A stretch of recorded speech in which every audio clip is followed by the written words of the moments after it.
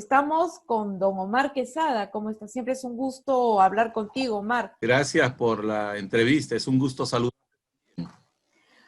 Don Omar, quería empezar con un tema que ahora está sacando chispas.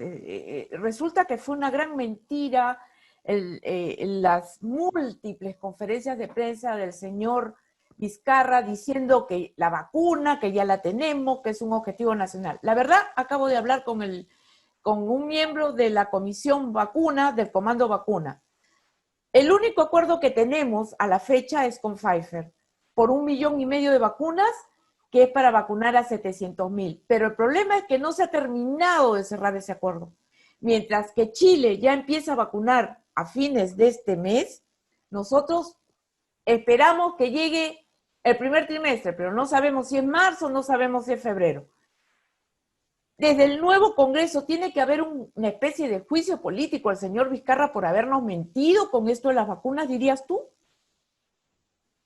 Sí, yo creo que el nuevo Congreso tiene, entre otras prioridades, devolverle institucionalidad al país. Un país que no tiene claramente establecido cuáles son sus funciones y delimitaciones, es un país que va perdiendo la credibilidad de la democracia.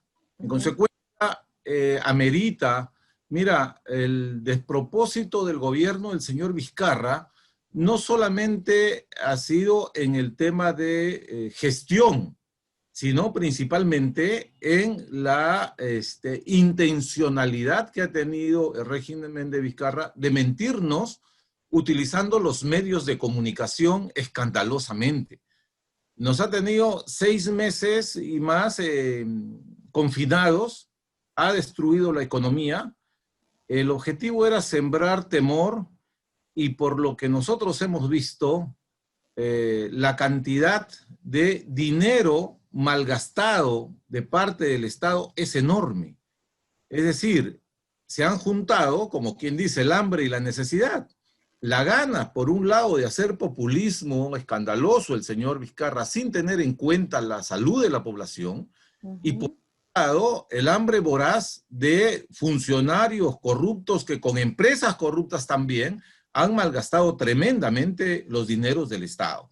Yo creo que sí, el Congreso Nacional nuevo, con nuevos actores y también con nuevos bríos, escoba nueva, barre bien, creo que una de las primeras prioridades va a ser someter algunos propusieron una comisión de la verdad de todo este tema de la pandemia que ha sido realmente terrible para el Perú. Claro, pero estamos 14 de diciembre sin un acuerdo fuerte en el tema de las vacunas, sin haber pagado la segunda parte y enfrentando probablemente un rebrote. En Piura ya no hay camas UCI.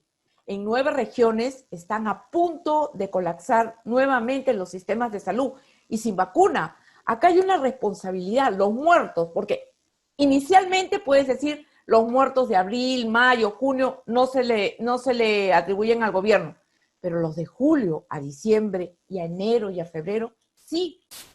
¿No es así? Mira, no es que no se hayan cerrado los contratos, se habían destinado, por lo que acabo de escuchar al viceministro, cerca de 600 millones para poder adquirir la vacuna.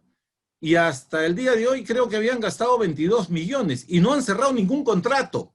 Es decir, otra farsa más del gobierno que viene el gobierno de Vizcarra y el gobierno continuador de Sagasti, no, sin contar a Merino. Es la misma gente, es la misma ministra de Salud. Es decir, no va a haber vacuna en Perú sino hasta fines del 2021. Y eso, es decir, hay una perniciosa voluntad de engañar, de falsear la realidad y de aprovechar de la población. Ahora, que Sagasti siga en esa línea quiere decir que las elecciones peligran, porque yo te confieso que no voy a ir a votar mientras no haya una seguridad de que no hay un rebrote. Entonces, y así como yo, mucha gente que está escondida en sus casas. ¿Hay una intencionalidad o podría haber una intencionalidad, digamos, de afectar el proceso electoral? ¿Hacia eso vamos? Bueno, hay varias cosas irregulares en el mismo proceso, ¿eh? Por ejemplo, el tema de que Sagasti sea vicepresidente de una fórmula que está compitiendo.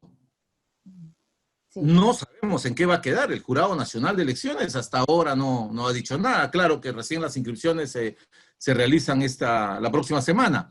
Primera situación, es decir, tenemos un presidente que es miembro de una fórmula presidencial. Segundo tema, ha tomado el señor Sagasti el gobierno que es de transición y donde todos esperábamos, dada su conocida intelectualidad, un gobierno de transición, la ha tomado como un gobierno de propaganda política sutil, pero escandalosamente.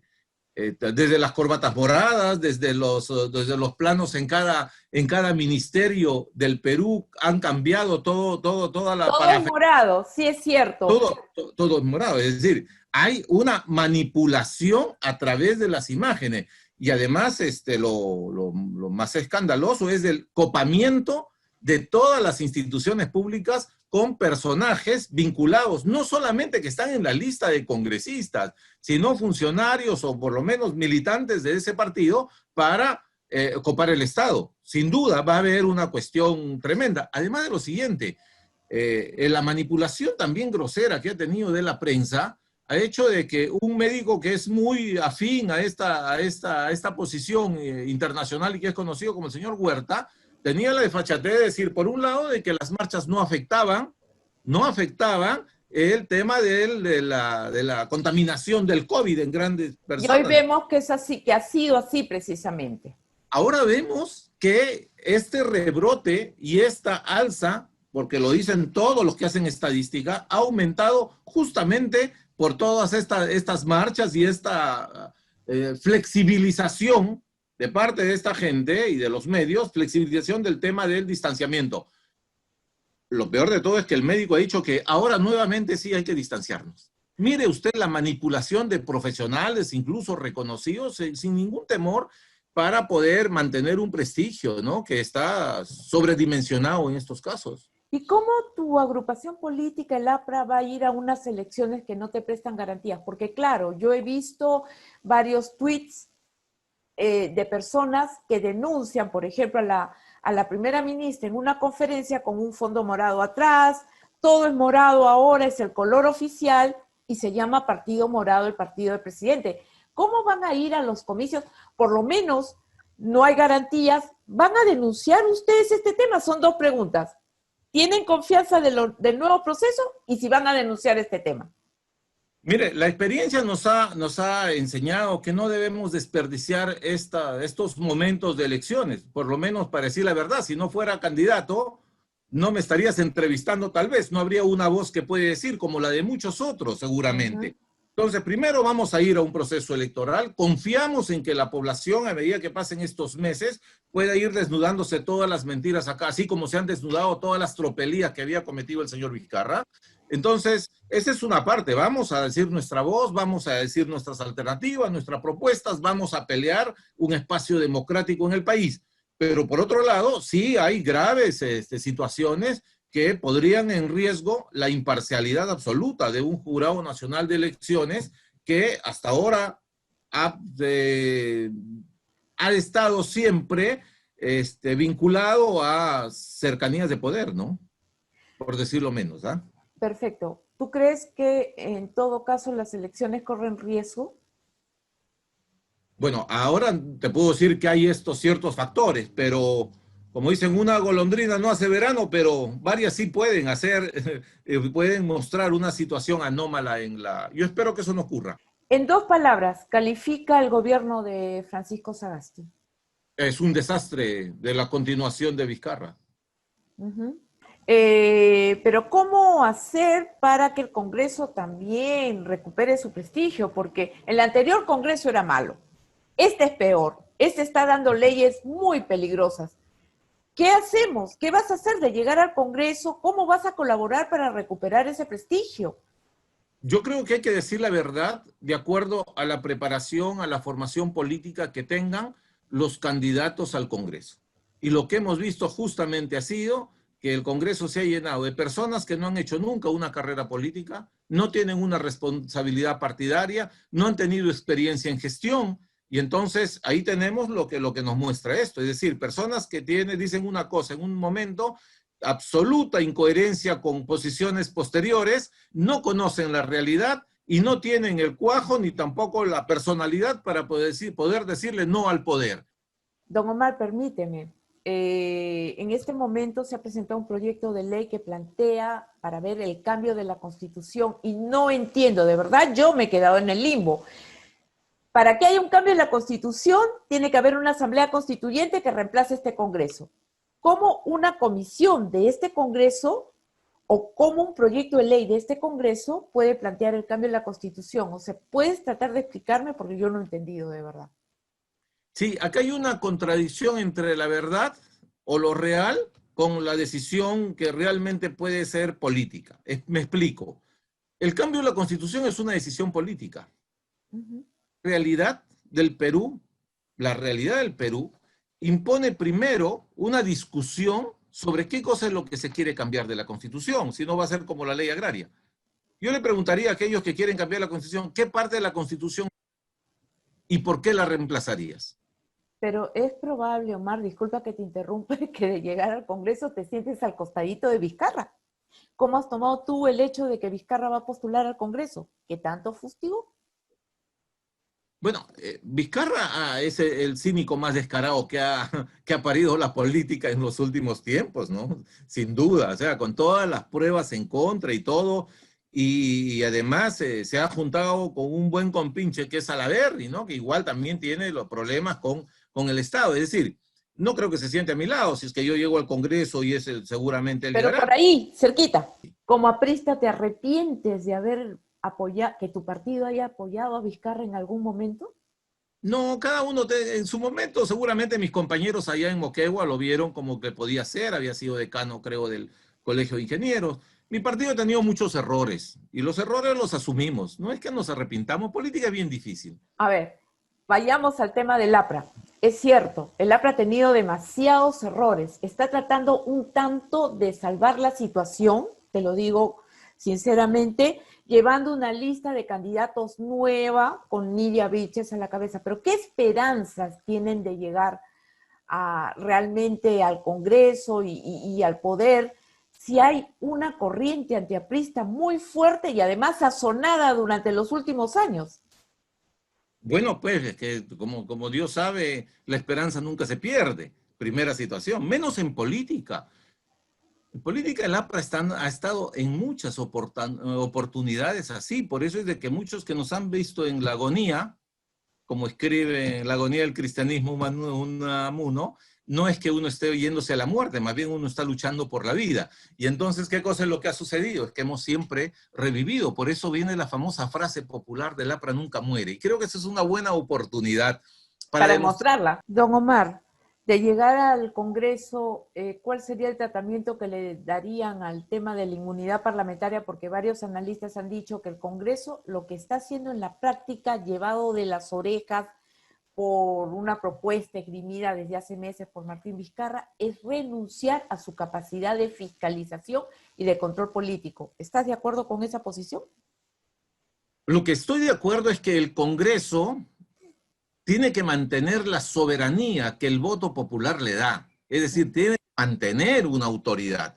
Y una de las funciones del Congreso, juntamente con la del congresista, que es promulgar leyes, tiene iniciativa parlamentaria, la otra es fiscalizadora. No puede renunciar jamás a su labor fiscalizadora, porque es el pueblo el que fiscaliza al Ejecutivo, que también lo ha elegido el pueblo. Para eso están, son funciones distintas. Uno ejecuta, el congresista no ejecuta. Pero si yo soy congresista, no voy a renunciar a mi capacidad de fiscalizar que se gasten bien los recursos, que no haya corrupción, que luchen contra la pobreza, que cumplan sus planes de gobierno. Entonces, el parlamentario, en sistemas como los que hemos visto, que se ha judicializado mucho la política, entonces es pasible de que cualquiera le plantee una denuncia y simplemente te anula. Entonces, creo que la inmunidad, que se ha entendido bien y se ha generalizado, la inmunidad del parlamentario en sus funciones debe mantenerla, pero no para que sirva también como una carta blanca y en todos los delitos comunes pueda también mantenerla, de ninguna manera. Yo creo que las personas que están primero hacen política y luego son representantes, tienen que mantener la dignidad del cargo, sin duda. Y al menos Finalmente, protección, ¿no? Muy bien. Finalmente, y esto para terminar esta interesante entrevista, dos cosas que va a hacer el APRA, dos leyes que va a propulsar o dos cosas que va a cambiar de llegar al Congreso en julio del próximo año. Yo creo que Nidia Vilches, que es nuestra candidata presidencial, está muy preocupada en un tema fundamental de la recuperación del empleo. La gente necesita empleo. Yo creo que tenemos que, y este gobierno ese tiempo se le ha pedido, nosotros le hemos propuesto, la ejecución de obras con los núcleos ejecutores. Creo que una ley del Congreso estableciendo los núcleos ejecutores en el país que han logrado hacer miles de obras. ¿Qué cosa significa esto? Que ese presupuesto que está en los municipios, en los gobiernos regionales, transferir a la sociedad y a la base organizada de obras locales, regionales, que sí se puedan hacer. Primera situación, ¿qué cosa sucede? Que le vamos a dar empleo por lo menos a 200,000 personas, que van a llevar el pan a su casa con el sudor de su frente. No es que se les esté regalando. Estamos creando una sociedad mala si es que solamente nos acostumbramos a regalar. La gente no quiere que le regalen. La gente en el Perú es trabajadora. Primera situación. Y lo otro, tenemos que ver, sin duda, el tema de la micro y pequeña empresa. Yo creo que lamentablemente son 8 millones, de personas que son microempresarios, que son los que el Estado tiene que darles facilidades en el tema tributario para que la SUNAT no los ahorque. Ok, don Omar, muchas gracias por esta entrevista. Siempre es un gusto, y te lo he dicho, hablar contigo.